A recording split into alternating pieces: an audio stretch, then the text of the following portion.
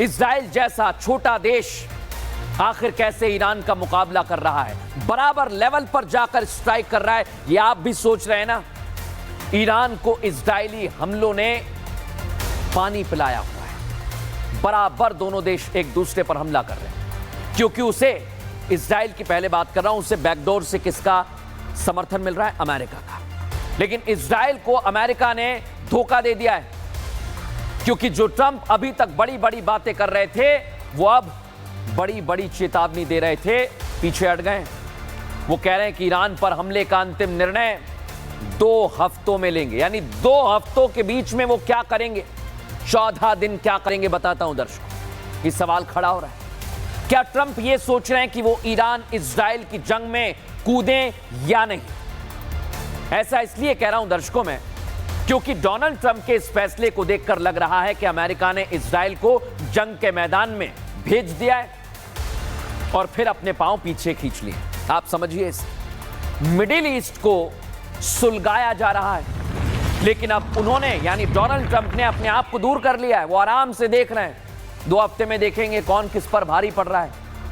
ये वही राष्ट्रपति डोनाल्ड ट्रंप हैं, जब ये जीते थे ना दर्शकों, इन्होंने कहा था कि मैं तो शांति ले आऊंगा मिडिल ईस्ट में, फला बार रुकवा दूंगा, ऐसा कर दूंगा, वैसा कर दूंगा। इस सारी बातें हवा हवाई हैं दर्शकों। मिडिल ईस्ट में कैसी आग लगी हुई है, दुनिया देख रही है। आप पर क्या असर पड़ेगा ये भी आपको बताऊंगा, बने रहिएगा मेरे साथ। ट्रंप के इस मिजाज के मायने क्या है दर्शकों? आखिर ट्रंप क्यों इस जंग को भड़का रहे हैं, दिखाता हूं रिपोर्ट में।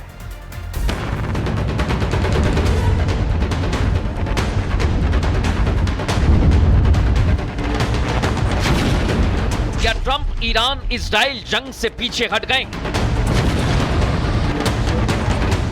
क्या ट्रंप ने ईरान पर हमले का फैसला बदल लिया है? क्या अब अमेरिका जंग में नहीं कूदेगा? क्या अमेरिका का मकसद मिडिल ईस्ट में जंग सुलगाना है? व्हाइट हाउस की तरफ से आए बयान के बाद ये सवाल उठने लगे हैं। इन सवालों को खड़ा करने वाले खुद अमेरिकी राष्ट्रपति डोनाल्ड ट्रंप हैं, क्योंकि ये वो ट्रंप हैं जो अभी तक ईरान इजराइल जंग को लेकर तीखे बयान दे रहे थे, ईरान के परमाणु प्रोग्राम पर समझौते की सीधी चेतावनी दे रहे थे। लेकिन ये ट्रंप अचानक बदल गए हैं। ट्रंप के बर्ताव और बयानों में बदलाव हालांकि कोई नई बात नहीं है। ये वही ट्रंप हैं जो अमेरिका में राष्ट्रपति चुनाव में जीत के बाद ये दावा करते सुनाई दिए थे कि दुनिया में शांति लाएंगे, युद्ध रोकने पर काम करेंगे। मैं दुनिया में शांति चाहता हूं, मैं युद्ध को रोकने का काम करूंगा। 2017 से 2020 में मेरी प्रेसिडेंसी में कोई बड़ी जंग नहीं छिड़ी थी। बतौर अमेरिकी राष्ट्रपति अब मैं फिर विश्व में शांति बहाल करूंगा, विशेष रूप से मिडिल ईस्ट के लिए काम करूंगा। They're going to have to give us some things that they're not willing to give us right now. Trump ने ये दावे तब किए जब वो अमेरिकी राष्ट्रपति का चुनाव जीते थे, लेकिन अब वो अपने दावों से एकदम उलट दिखाई पड़ते हैं। ट्रंप विश्व में शांति बहाली के दावे को भूल चुके हैं। तभी इजराइल को ईरान के खिलाफ उन्होंने ऐसा उकसाया कि दोनों देश बीते 8 दिनों से दिन रात एक दूसरे पर हमला कर रहे हैं। और ईरान के खिलाफ ट्रंप जो तीखे बयान दे रहे हैं, ईरानी सुप्रीम लीडर खामनेई को सरेंडर करने की चेतावनी दे रहे थे, वो ट्रंप आज ईरान पर हमले का फैसला करने के लिए 2 सप्ताह यानी 14 दिन का वक्त मांग रहे हैं। Based on the fact that there's a substantial chance of negotiations that may or may not take place with Iran in the near future, I will make my decision whether or not to go within the next 2 weeks. Trump की तरफ से white house ने यह कहा है कि America कम से कम अगले 14 दिन तो ईरान के खिलाफ कोई सैन्य कार्रवाई नहीं करने वाला है। अब ऐसे में जो इजराइल अमेरिका के भरोसे ईरान पर ताबड़तोड़ हमले कर रहा था, वो अकेला पड़ गया है। लेकिन इजराइल ने इसके बावजूद भी जंग में पीछे नहीं हटने का फैसला कर लिया है। इजराइल के प्रधानमंत्री बेंजामिन नेतन्याहू का कहना है कि ट्रंप का फैसला अपनी जगह है, लेकिन वो ईरान के परमाणु ठिकानों पर हमले जारी रखेंगे।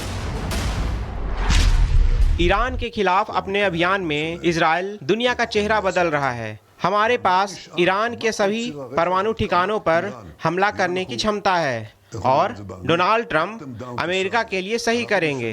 मैं इजराइल के लिए जो अच्छा होगा करूंगा।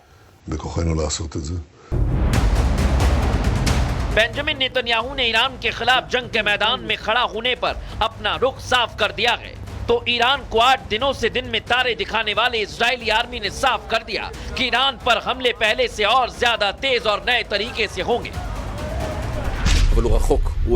ऑपरेशन शुरू हुए 1 सप्ताह बीत चुका है। हम इस क्षेत्र में अपने हवाई नियंत्रण को मजबूत कर रहे हैं और अपने हवाई हमले को आगे बढ़ा रहे हैं। हमारे पास तेहरान, पश्चिमी ईरान और दूसरे स्थानों पर हमला करने के लिए और भी जगह हैं। नमशीख לפעול לאורך זמן।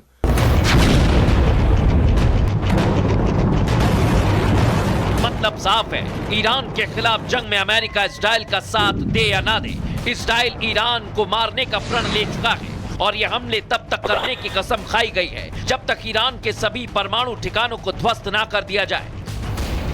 वैसे अमेरिका का फैसला 14 दिन बाद क्या होगा, इस पर भी दुनिया की नजर है। कुल मिलाकर इतना साफ है कि अमेरिका मिडिल ईस्ट में जंग भड़काकर खुद 2 हफ्ते तक पूरी जंग का तमाशा देखने वाला है।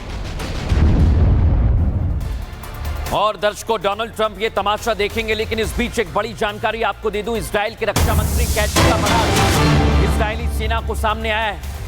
इजरायली सेना को आदेशित कर दिया है ईरान में शासन के प्रतीकों पर हमले बढ़ाए जाएं। यानी आप सीधा समझिए, इजराइल यही कोशिश कर रहा है कि ईरान को जबरदस्त नुकसान पहुंचाया जाए। ईरानी सरकार को अस्थिर करने की कोशिश है इजराइल की, और यही उद्देश्य है इजराइल का। यानी ईरान को कमजोर कर रहा है इजराइल, और अमेरिका साथ हो या ना हो, लेकिन इस समय इजराइल डटा हुआ है। लेकिन इस बीच एक और जानकारी आपको दे रहा हूं, ईरान के आंतरिक सुरक्षा मुख्यालय पर आईडीएफ ने बमबारी तेज कर दी है दर्शक। यानी आईडीएफ कह रहा है कि हमें और ज्यादा कार्रवाई को तेज करना है, और इधर बमबारी हो रही है। देखिए जरा कि कैसे तेहरान पर बम बरसाए जा रहे हैं। इसलिए मैं कह रहा हूं आज की रात बड़ी भारी है, क्योंकि अमेरिका किलर मिसाइल तक दे रहा है, लेकिन बैकडोर से। अब आप समझिए दर्शकों, इजराइल ने ईरान के खिलाफ मजबूती के साथ खड़े होने का फैसला कर लिया है। वो पीछे नहीं हटेगा, अमेरिका कुछ भी करे। अमेरिका तो कह रहा है कि भाई हमें तो 14 दिन का वक्त चाहिए। आप क्या करेंगे, दुनिया पूछ रही है डोनाल्ड ट्रंप से। 14 दिन क्या सिर्फ तमाशा देखेंगे? ये बड़ा सवाल है दर्शकों। लेकिन इसके पीछे अमेरिका का बहुत बड़ा गेम प्लान हो सकता है, क्योंकि अमेरिका भरोसा करने लायक नहीं है, ये कभी भी बदल जाता है। हो सकता है कि इन 14 दिनों में अमेरिका ईरान के खिलाफ हमले की पूरी स्ट्रेटेजी बना ले, फिर उसके बाद हमला करे, और तब तक इजराइल को हथियारों और दूसरी तरह से मदद करता रहे।